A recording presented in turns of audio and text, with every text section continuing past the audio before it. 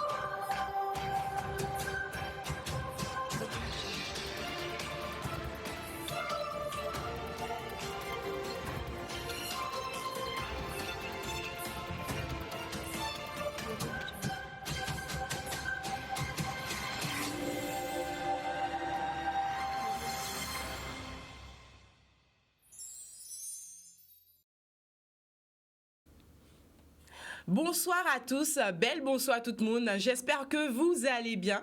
Aujourd'hui nous sommes vendredi, merci d'être au rendez-vous en direct télé, en direct Facebook, Canal 10. Notre rendez-vous hebdomadaire Secret de Femme, l'occasion de partir à la rencontre d'une femme. Et encore aujourd'hui je reçois une magnifique queen. Nous allons parler d'un sujet très particulier, on n'en parle pas souvent. En tout cas je suis très heureuse qu'elle ait accepté d'être avec nous aujourd'hui. C'est une athlète bodybuilding catégorie bikini. Elle s'appelle Maïté Elzo et elle est avec nous aujourd'hui. Bonsoir Maïté, comment vas-tu? Bonsoir, très très bien Queen Viv. Déjà merci pour l'invitation. Merci à toi. Très contente qu'on puisse parler de bodybuilding. Exactement. Ah oui. Exactement, tout à fait. C'est rare, hein.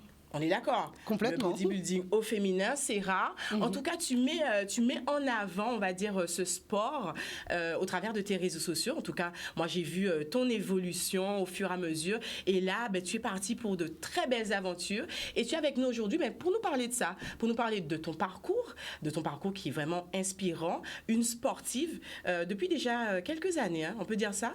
Clairement, oui. Le sport a toujours fait partie de ma vie. Et la musculation pure et dure, j'ai commencé en 2017. Alors, pourquoi avoir choisi le culturisme? Alors oui, le culturisme, c'est vraiment venu en dernier. Déjà, c'est vraiment la passion pour le fitness. À la base. Voilà, parce que c'est important de faire du sport. Bon, on le dit souvent, Guadeloupe, terre de champions. Donc depuis enfant, souvent, on nous met dans des activités. Donc j'ai d'abord commencé par le volleyball. Moi, voilà. Donc j'ai joué à l'Arsenal, un petit coucou d'ailleurs à Petit-Bourg et à l'Arsenal qui fait toujours de très bons résultats. Exactement. J'étais à fond. Exactement. Et puis ensuite, j'ai grandi et puis avec la vie, donc, jusqu'à la fac, j'ai continué le volleyball en équipe, etc. Et puis avec la vie professionnelle, c'est un peu plus compliqué. On ne sait pas trop quoi faire comme activité. Et il y a eu l'ouverture des fameuses salles qu'on connaît bien de sport qui sont pratiques parce qu'elles sont ouvertes de 6h à 23h. Donc même si on travaille, on peut aller faire du sport. D'adapter son temps. Donc j'ai commencé à aller faire un peu de sport en salle. Donc au départ, c'était les vidéos de renforcement musculaire, du cardio, parce qu'on sait qu'il faut s'entretenir, brûler des calories, des choses comme ça. Et puis, j'en faisais, mais vraiment assidûment, jusqu'à 5 fois par semaine, j'adorais, mais ça m'a fait pas mal fondre, en fait. C'est bien beau de faire du cardio, mais il manquait un petit quelque chose.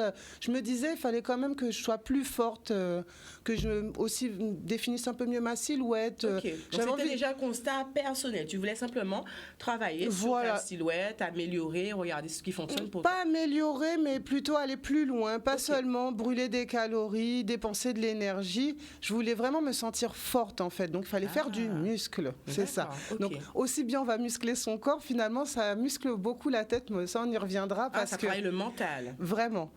Et donc, j'ai une amie qui avait déjà eu quelques séances de coaching en musculation, tout ça, qui m'a dit, mais viens, fais de la muscu avec moi et tout. Alors, je connaissais pas trop cet univers. Hein. Je viens pas du tout d'une famille de bodybuilders ou autre. Donc, j'avais comme tout à chacun, ou peut-être les gens qui nous regardent aujourd'hui, quelques petits a priori. Je me suis dit, la musculation... on va en parler justement, là, des a priori. Bof, et tout ça. Elle me dit, mais tu sais, t'es quand même plutôt sèche, parce que j'avais eu aussi un parcours de Miss. Et quand on est Miss, on recherche vraiment à être menue, parce que les critères, c'était ça. Et elle me dit, t'es quand même plutôt sèche et tout ça. Moi, je t'ai connue volleyeuse, t'avais un peu plus de corps, parce que sans m'en rendre compte, je faisais beaucoup de renforcement musculaire en pratiquant le volleyball. Et en arrêtant le volleyball, il n'y avait plus cet apport-là, finalement. Donc, j'ai commencé la musculation tranquillement. Au début, on ne met pas de charge, on apprend les positions. on se familiarise avec les machines. Et puis, petit à petit, j'ai vraiment pris goût. Et puis après, c'est la performance. On se lance des défis. On va mettre 5 kilos, 10 kilos, 15 kilos. On va vouloir apprendre telle technique, puis travailler tel muscle, telle zone, et ainsi de suite, en fait. Comme je suis assez curieuse. Alors, on va, c'est plutôt Maïté, hein? Parce qu'il n'y a pas tout le monde qui a lancé yo à dans voilà ça. Et donc, tu vois des résultats tout de suite sur ton oui, aspect voilà. physique. Alors après, tu commences justement à prendre un peu plus de volume, prendre du muscle. Et puis, c'est vraiment ce qui m'impressionnait, c'est de réussir en fait à soulever ses charges. Personnellement, je me suis jamais blessée parce qu'on croit toujours qu'on va se faire mal, se blesser. Comparé à beaucoup d'autres sports où il y a beaucoup d'impact, là, c'est pas le cas. C'est beaucoup de technique. En fait, on répète des gestes. Des mouvements. Voilà. Et au fur et à mesure, on prend de l'assurance et là, on peut charger de plus en plus et aller plus loin et tester encore avec d'autres accessoires, rajouter un step, ceci, cela. Et après, c'est un peu sans fin puisque il y a tout le corps finalement à façonner. Donc, il y a de quoi faire. On parle d'addiction à la musculation. Est-ce que c'est vrai? Est-ce que tu le ressens, non, ça? je le vis pas non plus comme une addiction. Soit peut-être on pourrait dire addiction au sport, mais je pense qu'il y a quand même une marge entre pratiquer du sport régulièrement et être addict. C'est-à-dire que pour moi, c'est important de pratiquer du sport, mais il y a des périodes, si je suis pas fatiguée, malade, ou il peut y avoir des drames dans la vie ou autre, je ne ferai pas de sport forcément dans cette période-là, mais j'aurais envie d'y retourner justement pour me sentir bien. Mais je le vis pas du tout comme une drogue ou je ne sais quoi. C'est vrai qu'on entend souvent les gens dire ça, mais moi, c'est plutôt un médicament qu'une drogue. Tu te sens épanouie quand tu fais du sport? Clairement. Parce qu'il y a beaucoup de choses, surtout nous les femmes, parce qu'on est dans une émission de femmes, on intériorise beaucoup en fait. Lorsqu'on est une femme, on a beaucoup de stress, on grandit, on évolue, on a des déceptions ou autres. Et on garde tout à l'intérieur et c'est bien de passer aussi les émotions par le corps. Donc il y en a, elles vont danser, d'autres, je sais pas, ils vont peindre, etc. Mais je pense que le sport, ça permet aussi d'extérioriser en fait toutes ces choses-là qu'on ne sait pas faire autrement, ça passe dans le corps et on se sent mieux. On se sent mieux. Et tu le disais aussi, ça a un impact aussi sur le mental. Tout à l'heure, tu disais, nous femmes, nous avons le charge mentale, c'est ça. Des choses à surmonter, des challenges. Oui. Et travailler, se donner à fond, en tout cas dans le sport, ça permet de travailler aussi son mental. C'est ça, puisque des fois, on manque d'assurance, de confiance. Souvent, on se dit, oh là là, je ne vais pas pouvoir soulever telle charge, ou oh là là, non, je suis pas capable. Et en fait, on a beaucoup de force, par exemple, on s'en rend pas compte, mais nous, les femmes, on a beaucoup de force dans les jambes, contrairement aux messieurs. Quand on va sur une presse, c'est marrant, ça. Très vite, on progresse, nous. On arrive à augmenter la charge, etc. Alors, c'est vrai que pour le haut du corps, on a un peu plus de mal. Mais quand on regarde les messieurs, eux, ils vont vite développer le haut du corps. Et puis, les jambes sont souvent à la traîne. Mais ça nous permet de voir nos qualités, nos forces. Et en fait, on est sacrément forte et on a un sacré mental, puisqu'on résiste bien à la douleur également. Ah. On connaît des douleurs tous les mois. On ne va pas se le cacher. Il y en a d'autres. Donc, on sont même malades avec l'endométriose, tout ça. Mais on est vraiment des êtres qui avons l'habitude, en fait, de souffrir et d'accepter cette douleur-là. C'est malheureux à dire, mais c'est la vérité. C'est une réalité. On est habitué à avoir mal. On n'est pas douillette, finalement. Pas tant que ça. Voilà. C'est la société qui veut nous montrer comme ça, mais en fait, on est plutôt résistante. Et quand on a une idée en tête, on s'y tient et donc on arrive à progresser, à tenir le cap.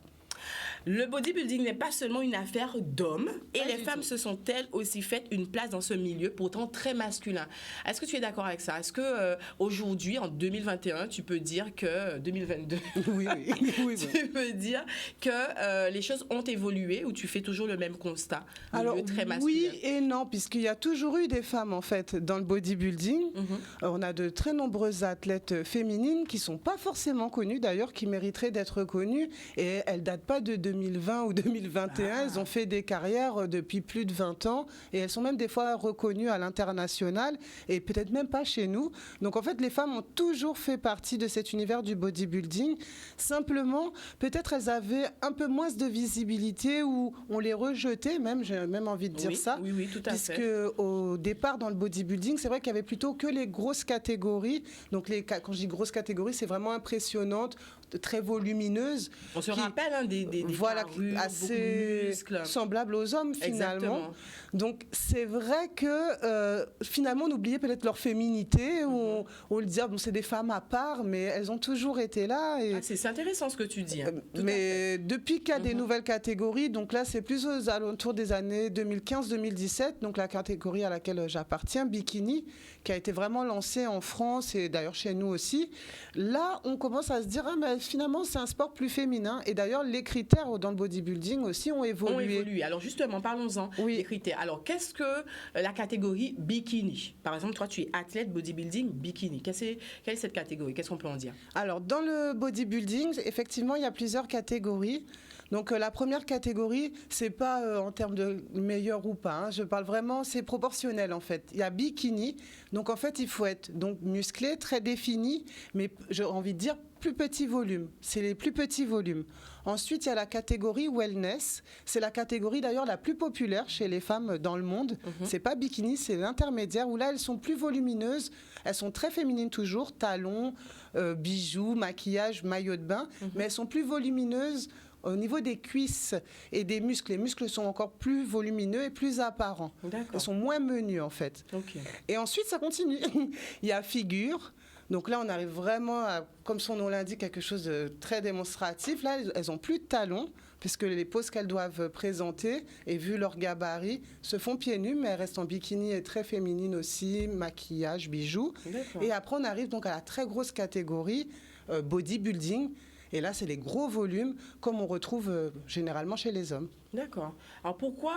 Alors, la catégorie bikini, à laquelle tu fais partie, est-ce qu'elle a été définie par ta morphologie, donc directement, ou est-ce que tu as hésité entre bikini et l'autre, excuse-moi, wellness, et tu t'es dit, je vais tester bikini. Comment ça s'est fait? Alors, moi, j'ai vraiment choisi bikini par rapport à mon profil, pas physique, mais...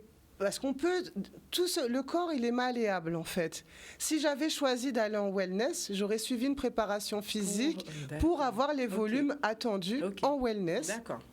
Mais j'ai choisi bikini là plus par rapport à mon parcours. Comme j'ai déjà été donc Miss traditionnelle. Voilà, donc en 2010, moi j'ai participé aux élections de Miss Internationale Guadeloupe et du coup, j'avais eu beaucoup de bons retours et là, ça m'intéressait en fait de rester dans cette dynamique-là, mais avec en plus la shape, le côté justement plus musclé. Et c'était quand même un défi parce que c'est pas évident d'être musclé et sèche comme ça, menu, c'est assez particulier. Tout est en profondeur en fait, c'est pas en largeur, épaisseur, mais en profondeur. Il faut nous expliquer ça là, parce que tu emploies les termes. Alors, est-ce qu'on peut voir quelques photos? Alors, tu nous expliques un petit peu parce que tu l'as dit, dans cette catégorie, tu parles de maquillage, tu parles de talons. Est-ce qu'on peut voir les photos? Tu parles de talons, de maquillage, tout à fait. Tout est réglementé. Bijoux. Tout est réglementé. Donc ça, c'est important. C'est la base. En fait, ils ont vraiment voulu féminiser donc, cette discipline. Donc les maillots de compétition, c'est pas n'importe quel maillot de bain qu'on peut porter. C'est des maillots réglementaires. Par exemple, moi là, c'est les maillots de la NPC. Donc ils ont une forme triangulaire avec des connecteurs, c'est-à-dire les bijoux qu'on voit. Ça ressemble à nos maillots de bain de carnaval dans la Caraïbe, les costumes. Tout à fait. Donc avec des connecteurs en diamant et en strass, aussi bien au niveau de la taille que pour l'attache au cou. Quand on est par exemple dans une fédération, la IFBB, là c'est des maillots avec le bonnet rond.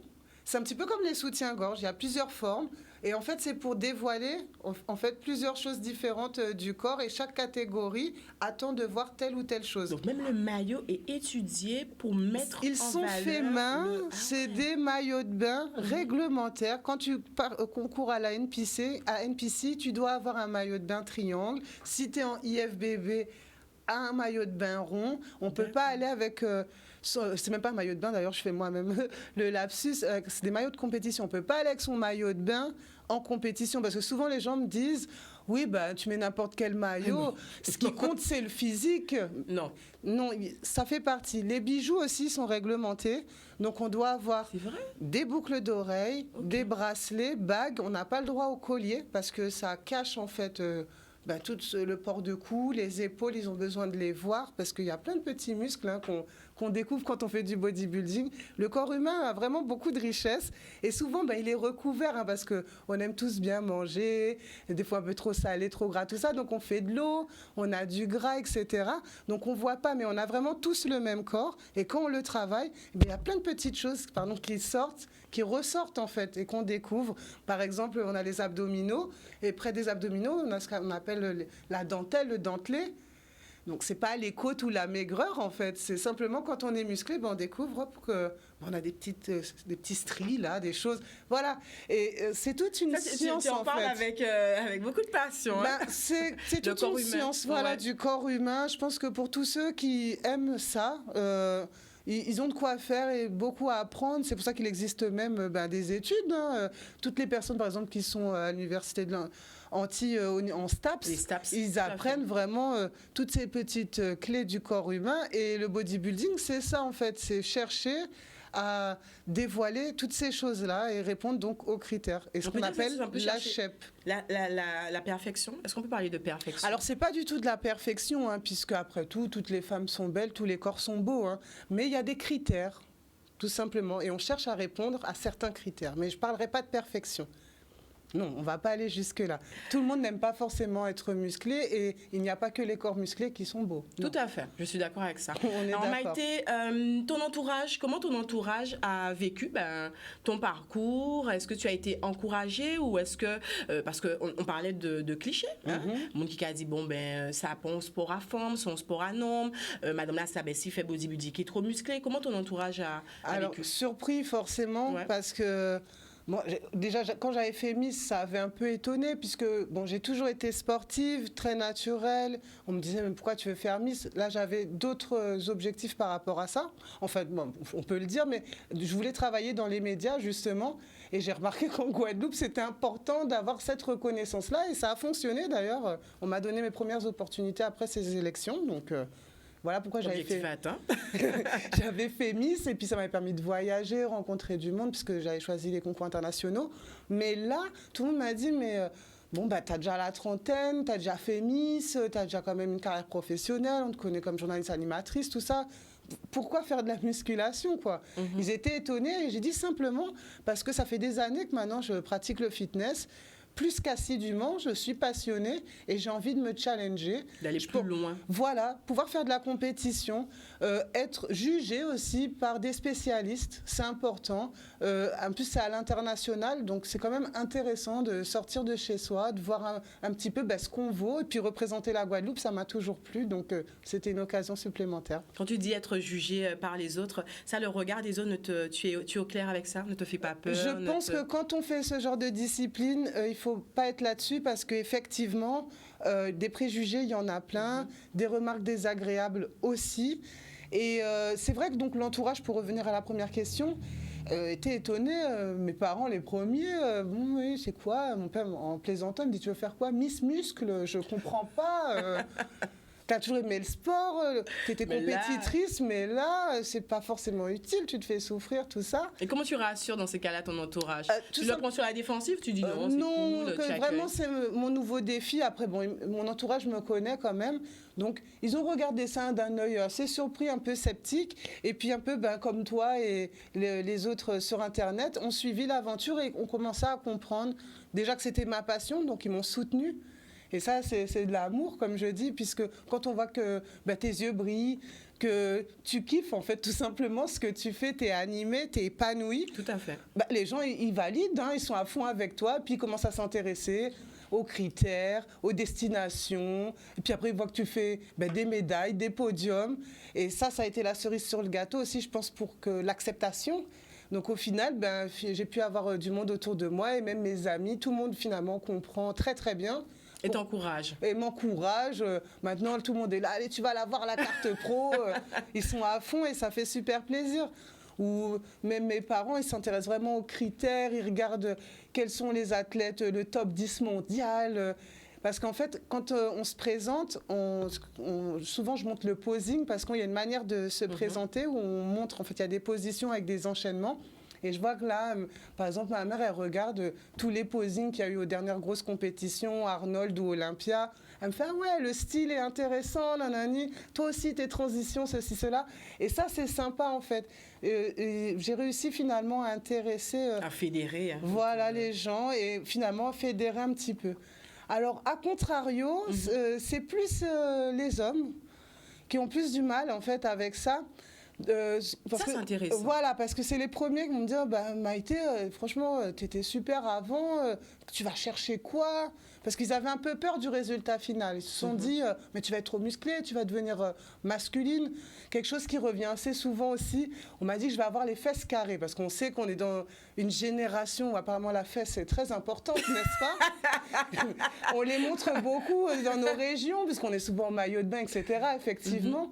Moi, je suis totalement décomplexée par rapport à ça parce que je suis une carnavalière dans la Caraïbe aussi.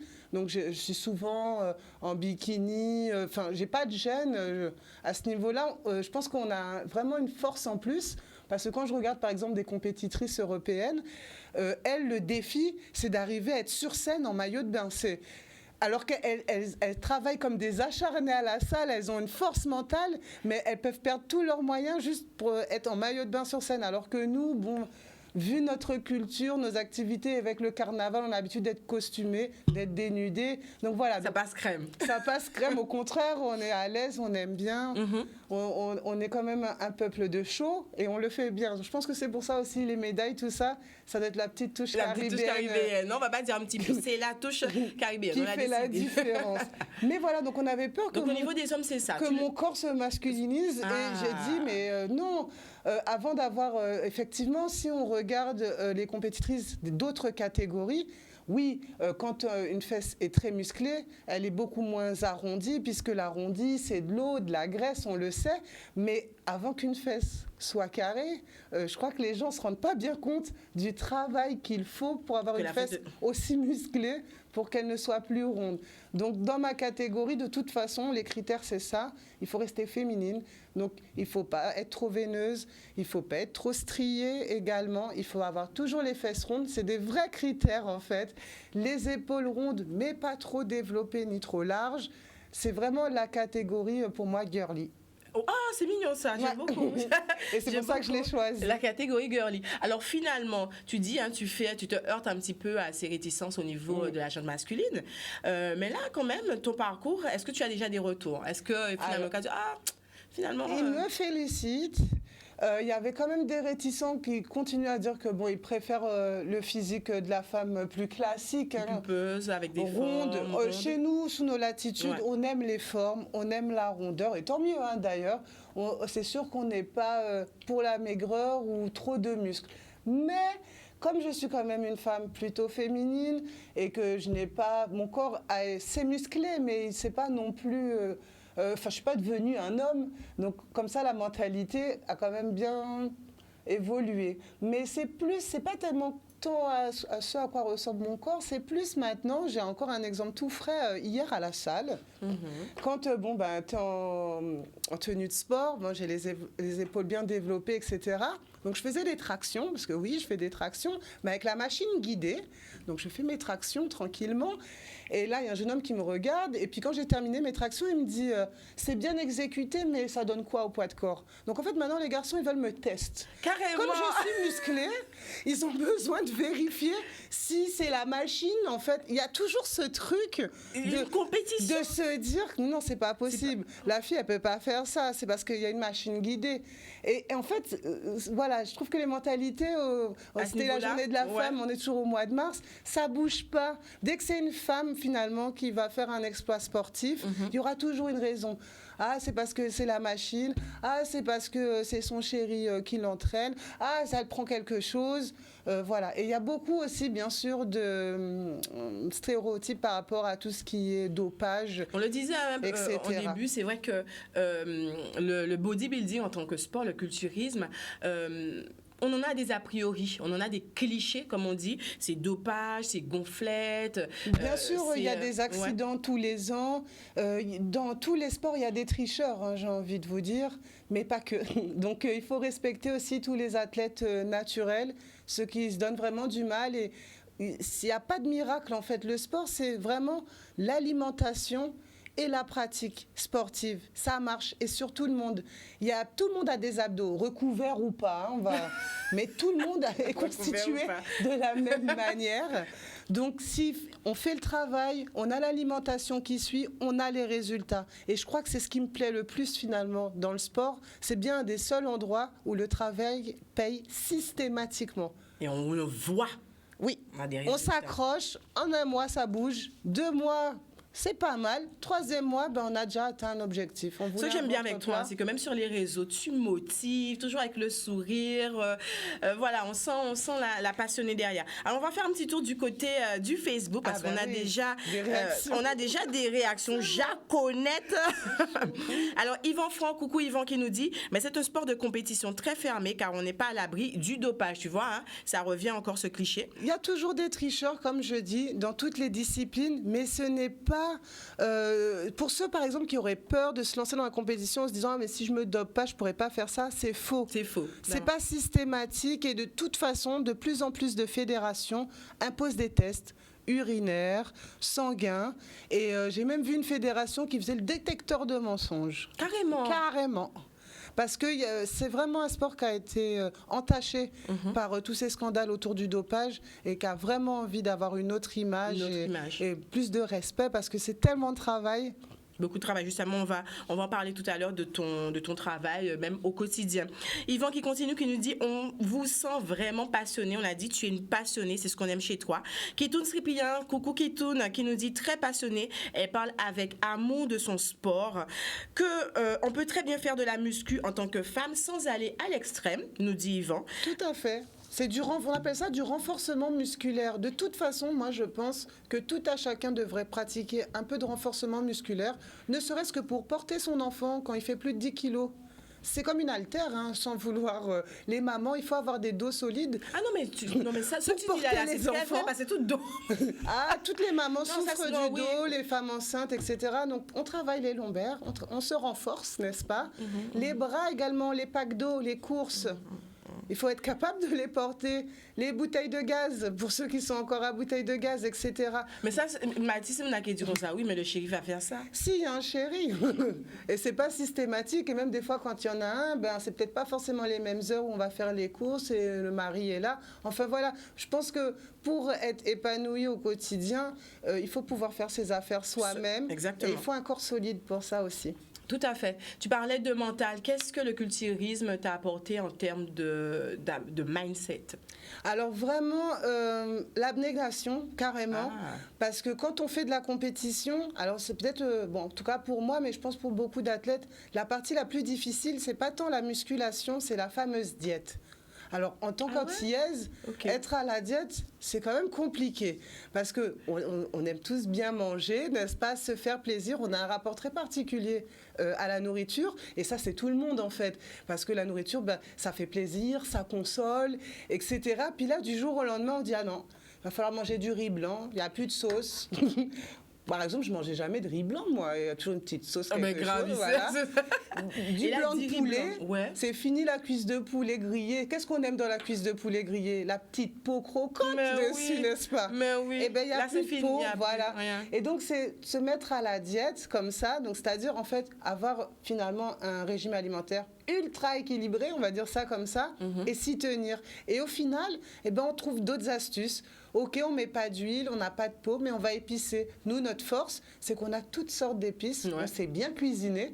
Donc notre blanc de poulet, il est délicieux en fait. Tout à fait. On va pas manger du blanc de poulet avec juste du poivre dessus, ou comme je vois certaines athlètes dans d'autres pays qui mettent même pas d'épices, comme on n'a pas le droit au sel, elles vont rien mettre du tout. Berk, non. Moi, je mets pas de sel.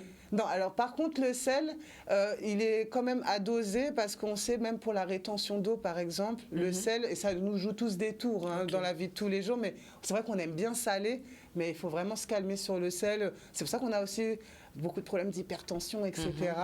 Non, le sel, c'est un faux ami, j'ai envie de dire, mais il en faut, mais pas trop. Pas trop. Voilà. Ok. Tu étais déjà aussi calée au niveau alimentation ou ça t'aide aussi? Alors, oui et non. Alors, je vais dire que c'est vrai que j'ai quand même la chance d'avoir des parents qui mangent plutôt équilibré parce qu'ils sont très sur les légumes, qui font pousser, tout ça. Ils aiment les produits nobles, en fait. Ils respectent les produits. Ils n'achètent pas beaucoup de nourriture transformée parce que c'est pas des gros consommateurs, mais c'est plus un état d'esprit. Ouais. Mais après, je suis très gourmande et épicurienne, surtout la jeunesse. Donc voilà, moi j'adore la pâtisserie. Je pense que le truc qui me manque le plus, c'est ça, c'est les petits gâteaux. J'adore ça. Et là, quand tu es en préparation, par exemple, là, donc... Ça fait 3 mois que je n'ai pas mangé de gâteau, par exemple. Je rêve des Red Velvet de mon ami pâtissier Marvin, mais ce n'est pas encore pour maintenant. Non, il n'y a plus de... En fait, on arrête tout ce qui est fromage, crème. Au début de la préparation, et surtout quand c'est la toute première, c'est vrai que c'est un arrêt assez brutal. Après... C'est pas progressif. Non, je veux dire c'est brutal quand on n'a jamais fait de régime. C'était mon cas, j'avais jamais vraiment fait de régime. Changer ses habitudes alimentaires, c'est toujours brutal parce que l'alimentation, c'est lié à l'enfance. Comme j'ai dit, il y a beaucoup de psychologique, d'affectif autour de l'alimentation. Donc, c'est ça qui agresse, c'est de se dire, ah voilà, tu as une liste, et il va falloir manger ci, ça, c'est pas comme tu veux. Mais après, très vite... on s'approprie quand même cette alimentation, on l'adapte à nos goûts avec les épices, etc. Et puis, c'est tout à fait personnalisé parce que j'ai un coach alimentaire.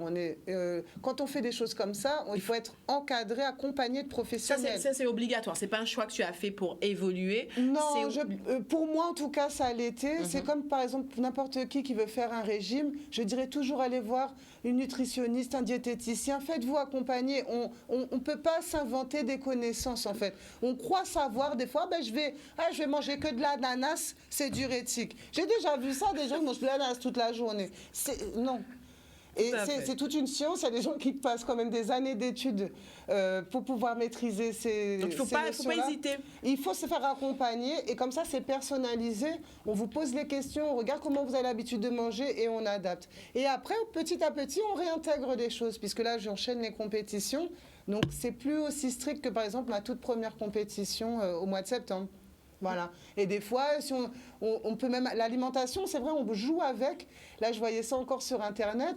Il y a une athlète qui disait il va falloir qu'elle mange beaucoup de fromage parce qu'elle a perdu pas mal de poids, elle a séché, mais il faut que sa peau paraisse un petit peu plus épaisse, en fait, sans dire qu'elle va prendre du gras, mais paraître moins sèche. Donc, elle va manger du fromage et, en fait, la lactose va lui permettre d'avoir une peau plus épaisse. Il y a plein de petites choses comme ça. Ça fonctionne vraiment ? Clairement, l'alimentation, c'est la base. On ne le dira jamais assez. Franchement, c'est limite 80% du boulot, en fait. Et seulement, allez, 70, je vais être gentille. 70 l'alimentation et 30% le sport, seulement. Et on a tendance à faire le contraire.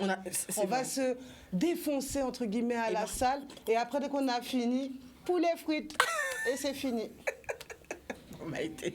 Non, mais... pas vous culpabiliser, là. Non, j'adore la friture, mais il faut savoir quand même qu'on ne peut pas manger que comme ça tous les jours. Ça permet aussi d'équilibrer aussi, d'avoir des repas plaisir.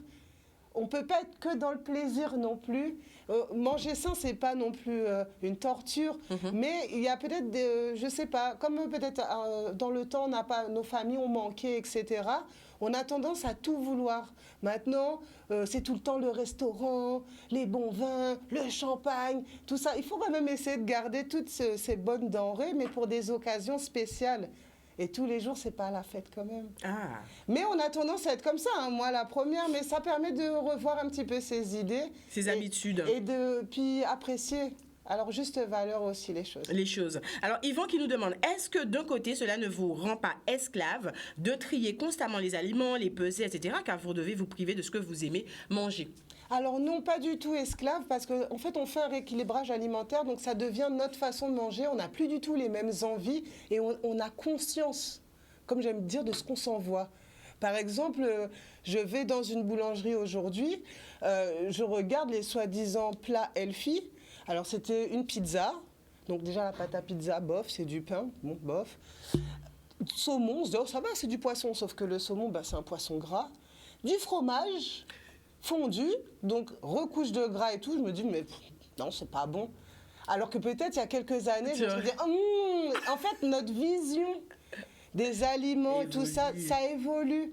Et on a conscience de ce qu'on mange. Donc, moi, je ne me sens pas plus privée que ça. Juste privée en quantité, effectivement, Ça aussi, c'est difficile parce qu'on ne se rend pas compte, mais on mange énormément. Nous, en tout cas chez nous, en quantité, on va acheter un sachet de frites à 2 €. On a quasiment 1 kilo de frites si on le pèse. Bon, on le mange, hein, très bien. Mais quand on te dit, bon, ben, il faut 100, 150 grammes, 200 grammes, tu te dis, ah ouais. Mais en fait, c'est ce dont le corps a besoin, en vrai. Donc, c'est s'écouter aussi, hein?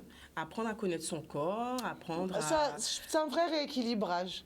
C'est plutôt moins s'écouter finalement. Ah. Et après, on n'a pas de sensation de faim, etc. Parce qu'on a besoin que des 200 grammes en vrai. Hein. Et l'estomac, il est bien fait. Plus on lui donne à manger, plus il s'élargit. Mais moins il y a à manger, il se referme. Mais il n'y a pas forcément besoin d'aller faire des opérations pour fermer l'estomac. On peut au moins, message que tu fais au départ... Non, je respecte et c'est très dur. Parce que des fois, je me demande, et heureusement, la plupart du temps, elles se font accompagner. Mais quand, justement, psychologiquement, on est habitué à manger des grosses quantités et que du jour au lendemain, ben, le corps, il est fermé. Et donc, on ne supporte pas ces grosses quantités. On est obligé de manger des petites quantités. C'est pas évident. Donc, si ça on peut être traumatisant aussi. Voilà, il faut être accompagné pour ça. Alors, on peut essayer. Après, il y a toujours des gens pour qui c'est difficile, mais au moins essayer de rééquilibrer, de se faire accompagner pour peut-être déjà par soi-même essayer de réduire, changer les habitudes et réduire cet estomac, mais ça se fait naturellement sans tomber non plus dans l'extrême de plus manger du tout. C'est pas on mange pas non plus. Souvent les athlètes, bon, c'est vrai comme on est en restriction sur des choses, on aurait tendance à dire ah ouais je mange plus, c'est la galère et tout, mais on mange. Mais on mange plus n'importe comment. C'est calculé, mais pour avoir aussi des résultats et ça marche. Moi, j'ai toujours pensé que j'étais très celluliteuse de cuisses, fesses, enfin, voilà, que ça pouvait pas se lisser, etc. On mettait les crèmes, des machins, mais non, ça fonctionnait pas. Il suffit vraiment de changer l'alimentation et l'aspect de la peau, il change.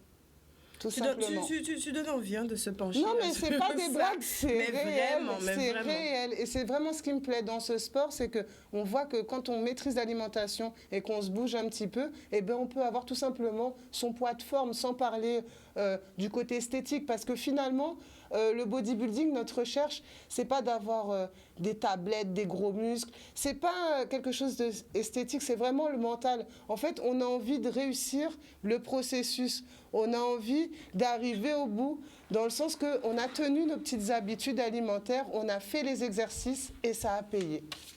Voilà. Et ça, il n'y a pas plus grande satisfaction que de réussir un objectif qu'on s'est fixé. Tout simplement. Il y a des questions qui arrivent. Oui, c'est ça, c'est ça.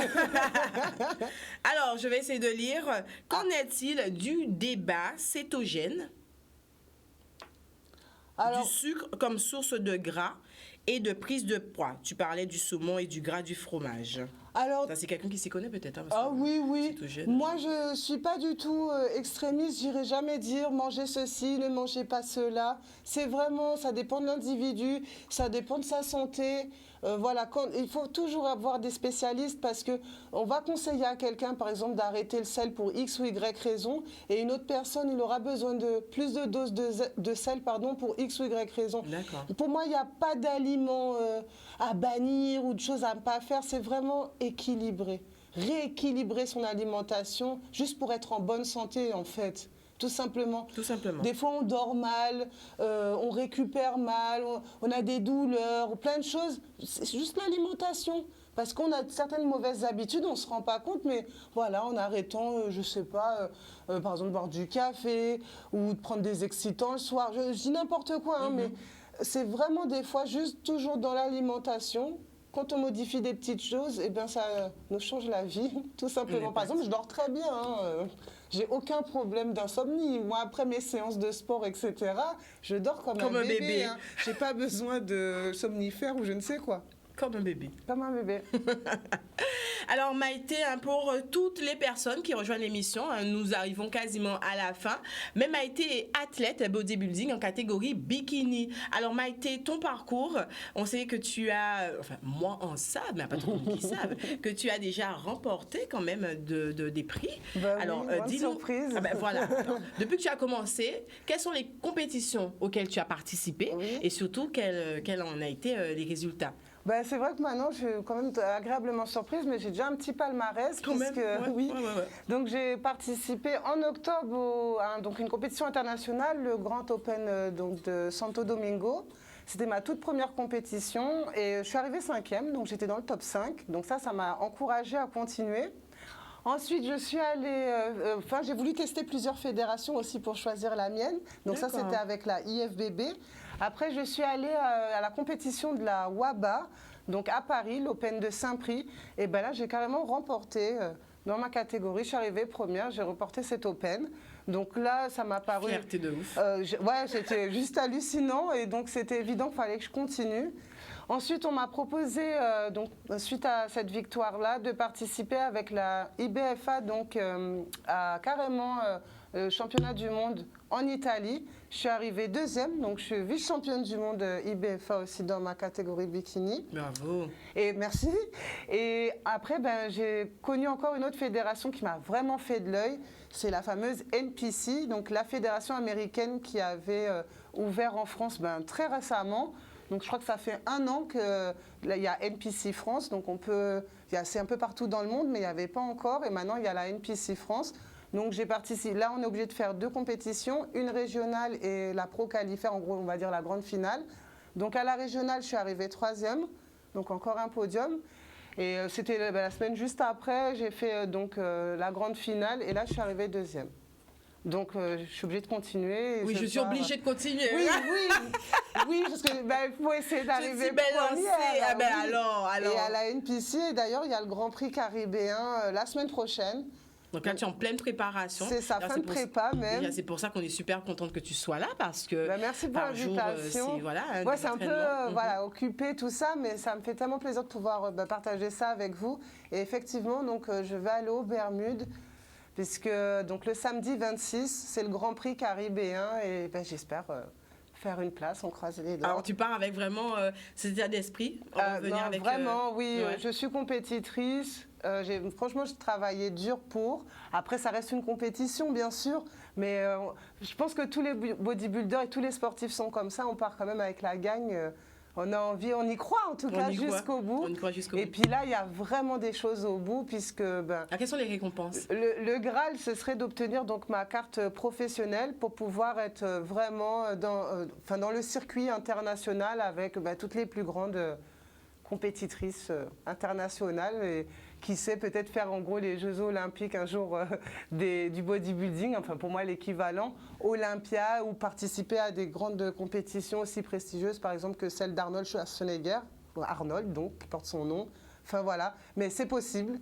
Donc, toi, tu ne comptes pas t'arrêter là, toi tu es parti sur cette lancée. Je me suis donné au moins une saison pleine de septembre, là comme j'ai commencé en septembre à septembre, où en fonction des résultats et de là où je peux concourir, oui.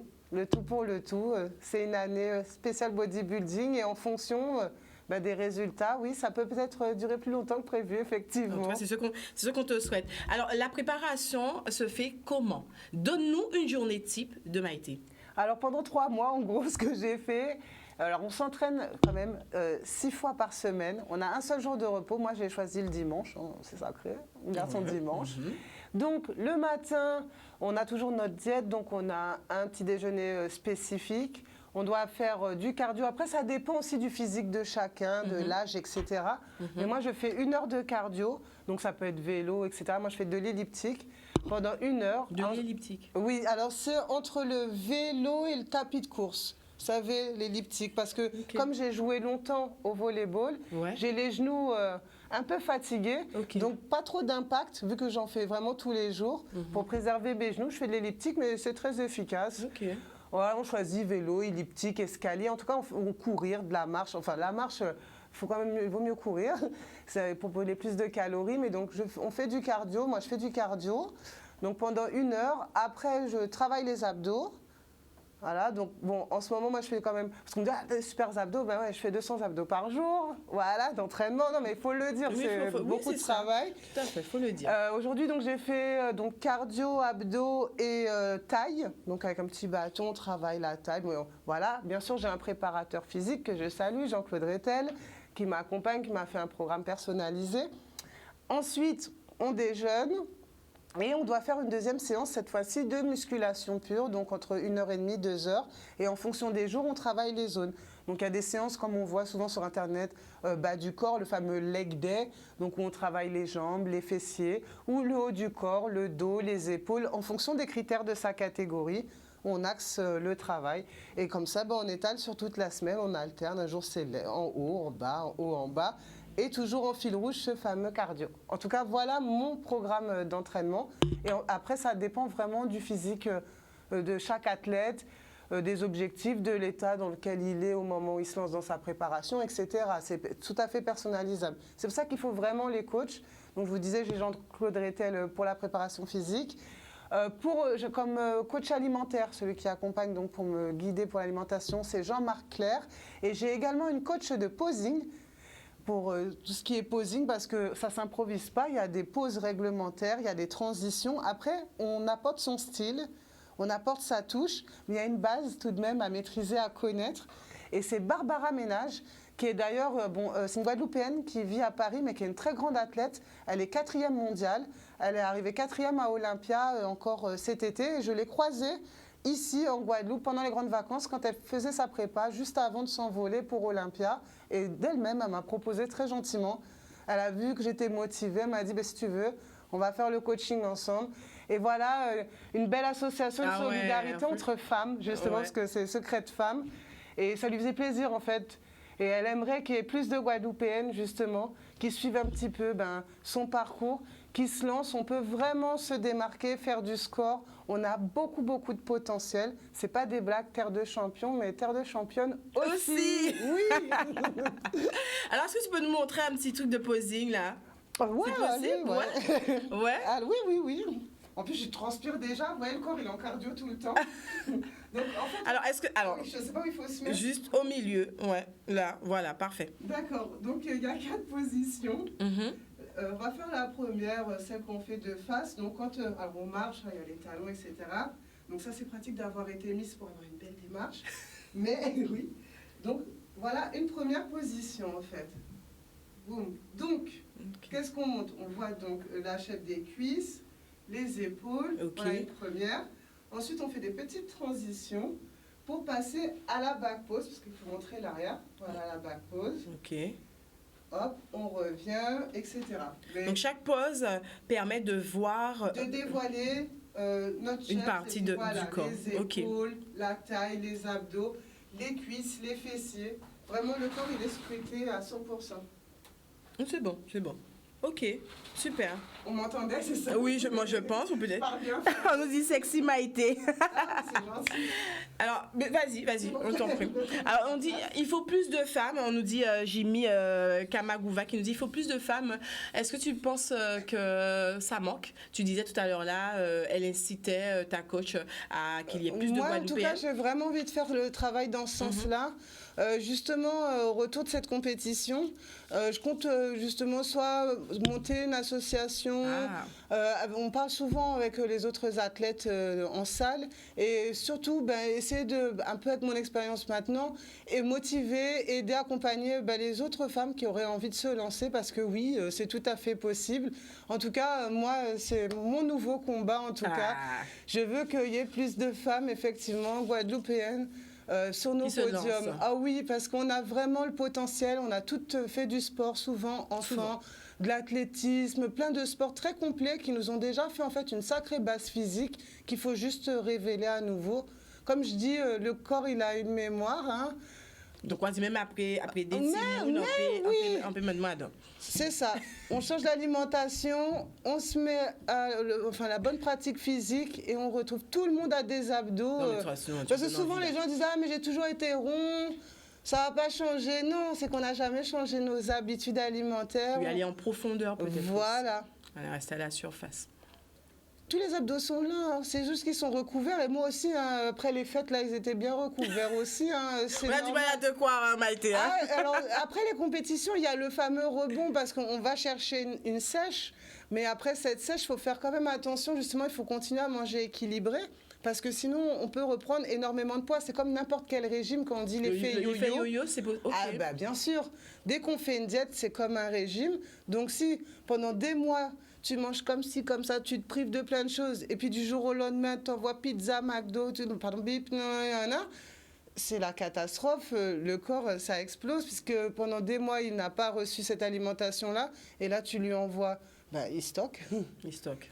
Ne sachant pas si tu vas retourner en diète, alors il garde tout, et puis finalement, on gonfle, tout simplement. Tout simplement. Le corps, c'est vraiment...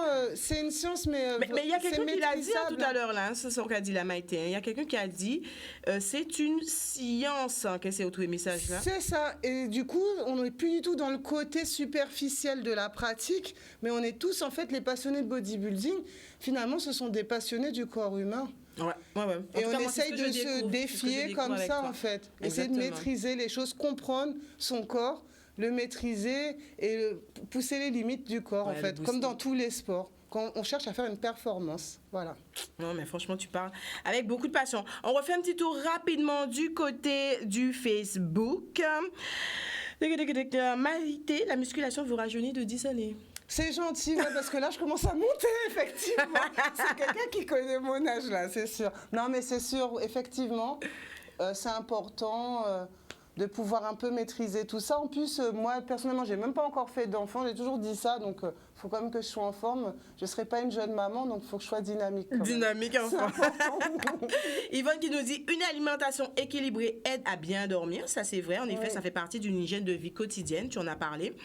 Yves Enfant qui nous dit, énorme palmarès. On a dit, elle vient à peine de commencer, mais elle fait déjà, et je vous dis, vous allez entendre parler. Vous allez entendre parler de Maïté. Étienne qui nous dit, finalement, ce qui est difficile est de maintenir l'équilibre alimentaire. Bravo, continuez votre progression. Merci. Pour faire du sport, il faut d'abord se connaître avant tout, nous dit Yves Franck. Le sport peut nous aider à nous connaître aussi, parce que on apprend à se connaître toute la vie, on ne va pas se mentir. Chaque jour, on apprend quelque chose sur nous-mêmes, mais le sport permet, comme on est dans l'activité, par exemple, quand on est 1 heure sur un vélo, on est connecté à qui d'autre à part soi-même. Tout à fait. Donc on a du temps pour réfléchir, pour s'occuper de soi, en fait. Être concentré sur soi, pas être diverti par X ou Y chose extérieure. C'est important. Une dernière question, on peut commencer à le faire à partir de quel âge, nous demande Yvonne? Il n'y a pas vraiment d'âge. C'est un peu, je dirais, comme dans les salles de sport. Bon, à l'adolescence, on va quand même dire 16-17 ans. On va quand même laisser nos enfants tranquilles. Mais dès l'adolescence, on peut commencer à faire du renforcement. Et après, Yvonne, par exemple, il n'y a pas de limite d'âge non plus, puisqu'il y a des catégories aussi master, on appelle ça. En gros, c'est les plus âgés. À partir de 35 ans, on peut être en master. Il y a des catégories plus de 40 ans, plus de 50 ans. Et c'est vrai que je rencontre des gens mais complètement extraordinaires, qui ont 70 ans avec des corps de quarantenaires. On se dit, mais comment c'est possible? C'est possible. Une bonne hygiène alimentaire et du sport tout au long de la vie, ça paye. Comme nos anciens, parce qu'ils avaient des activités très manuelles et ils mangeaient assez simplement et sainement. On voit bien nos mamies bien portantes, c'est parce qu'elles ont bien mangé et elles se sont bougées toute leur vie. Toute leur vie. En tout cas, Maïté, c'était vraiment un plaisir de t'accueillir aujourd'hui. Merci pour l'invitation. Vraiment, beaucoup de plaisir de découvrir ton univers finalement, qu'on peut retrouver sur les réseaux sociaux également. Alors, est-ce que tu peux nous dire? Alors oui, principalement sur Instagram, Matymixé, MATYMIXEY. Et je vous invite à me suivre effectivement, puisque mercredi prochain, on part ensemble aux Bermudes. On a hâte. En tout cas, on te souhaite de remporter cette victoire. Merci. On sait que tu y vas et puis on a envie de voir comment ça évolue. On est à fond derrière toi, Maïté. Je vais essayer de partager un maximum, mais je voulais vraiment déjà remercier toutes les personnes qui me soutiennent, parce que quand on se lance dans des défis comme ça, il y a forcément des moments de doute, de stress. C'est l'aventure, on ne sait pas ce qui nous attend, et de savoir que derrière nous, il y a du monde. Merci franchement à toutes les personnes qui me soutiennent jour après jour sur Instagram. Des fois, je me dis, mon contenu, il doit être fatigant parce qu'on me voit tout le temps manger les mêmes trucs, faire le même sport. Mais ça montre en même temps la régularité, l'assiduité, l'hygiène de vie, etc. Mais ils suivent, ça les intéresse. C'est inspirant. Même on me pose des questions. Après tout, je cuisine du blanc de poulet, des légumes et du riz, mais on me pose toujours autant de questions. T'as assaisonné avec quoi? C'est quoi là? Enfin, je trouve ça dingue, quoi. Donc, merci pour le love, quoi, qu'on m'envoie. Franchement, J'espère que voilà, c'est mutuel en tout cas. C'est mutuel, oui, je peux le dire, c'est mutuel. Réciproque. Voilà, en tout cas, belle compétition à toi, on te suivra sur les réseaux. Et puis nous, voilà, on arrive à la fin de cette émission. Merci à tous ceux qui ont participé. Yvon qui nous dit bonne continuation, très belle émission. Rendez-vous au Bermude, nous dit Mouton.